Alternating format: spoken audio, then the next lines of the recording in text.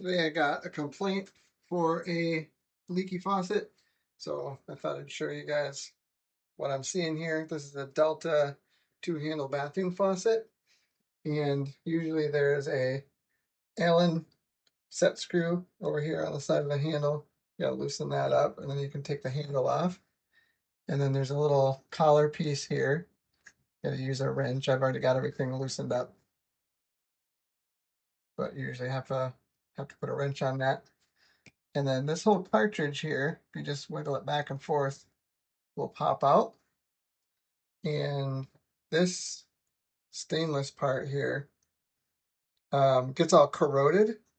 And sometimes you can get away with just shining that up, and that will seal off the leak. It gets little deposits and corrosion and stuff on there. And sometimes that's enough. So I tried that and it still leaked. And actually this whole unit is loose. And so the water was actually coming out of the handle then as well. So then what you need to do is there's a rubber washer and spring assembly down inside there. You can use a pair of needle nose pliers or a little hook sometimes to get that out of there. And if you take a look at that rubber seat that's in there, if you can see it, sometimes that gets worn out. There you can kind of see a little bit of the wear. It should be perfectly flat. And that's how the water is sneaking out of there. That should be flat against this stainless piece when it's in place. So I'm going to have to replace the whole cartridge. And so I got this replacement assembly for two-handle faucet on Amazon for like $12 or $14. And it looks a little bit different, but I think it should fit just fine. So I'm going to go ahead and install that and see if it takes care of the leak.